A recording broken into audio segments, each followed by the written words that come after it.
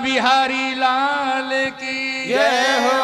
भागवत महापुराण की जय हो।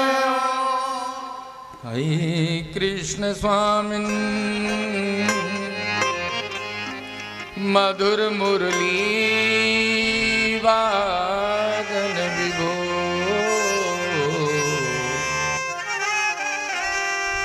भगवान श्री कृष्ण ये मधुर मुरली वादन करते हैं, बजाते हैं।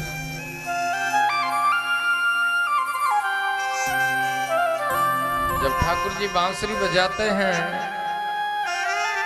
तो जड़ चेतन हो जाते हैं, चेतन जड़ हो जाते हैं।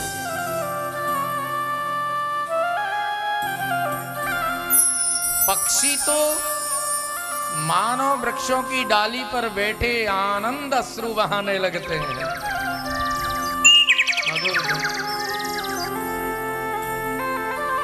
क्योंकि मधुर मुरली वादन विभो। गोपियां कहती है बांसुरी ने अवश्य कोई बहुत बड़ा तप किया है, जिससे ये मुरली बांसुरी सदैव श्री कृष्ण के अधरों से, कानों से, हाथों से लगी रहती है। कहते नरी प्यारी बंसी, हरी प्यारी बंसी, कबहु तप भारी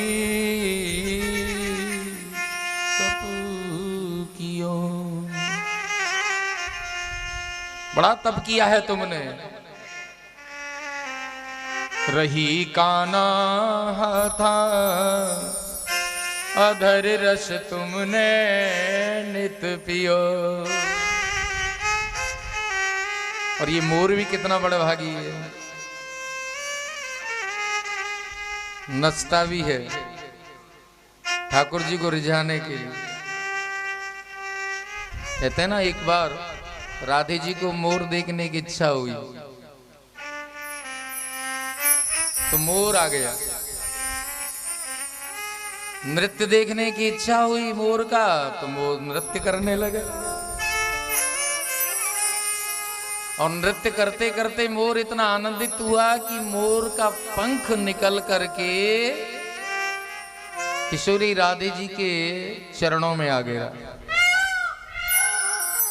तभी भगवान श्री कृष्ण कहने लगे, राधे, जिस मोर पंख ने आपके चरणों में आके शरण ली है, उस मोर पंख को आप मुझे दे दो। राधे जी कहती हैं, हे श्याम सुंदर, इस मोर पंख ने तो मेरे चरणों में आके शरण ली है, तो तुम क्या करोगे? बोले, ही श्यामा जी, जिस मोर पंख ने तुम्हारे चरणों में शरण ली है, उसे आज से मैं अपने मस्तक पे धारण करूंगा। तो अरे मोरे भैया, तुम हो बड़ भैया जगत में, तुम्हारे पंखों को निश दिन कन्हैया सिर धरे। इस मोर पंख को भगवान अपने मस्तक पर धारण करते हैं। बर्राह पीडम नटवर वपु, और नटवर वेश भगवान का प्यारा सुंदर। तो ये सब सुनने पर सुखदेव जी को बहुत अच्छा लगा और कहा, भाई जो आप सुना रहे हो हमें अच्छा लग रहा है, आगे भी सुनाओ। बोले, आगे तो हमारे गुरुदेव सुनाएंगे। चलिए गुरुदेव के पास जो बताओ। सुखदेव जी समाधि से जाग गए, उठ के चल दिए और व्यास जी के आश्रम पर आ गए। बोलिए श्री व्यासदेव भगवान की जय हो। श्री सुखदेव जी महाराज की जय हो। सुखदेव जी आ गए अपने पिता वेद व्यास जी के आश्रम पर। व्यास जी अपने पुत्र सुखदेव को लौटाया देख के बड़े प्रसन्न हुए। गोद में बिठा लिया व्यास जी ने सुखदेव जी को, मुख चूम लिया।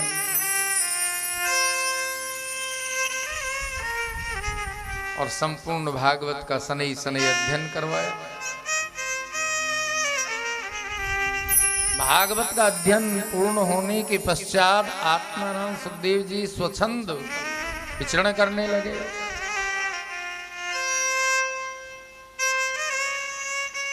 व्यास जी उन्हें गृहस्थ के बंधन में नहीं बांध सके, एक क्षोभ तो उन्हें बना ही रहा।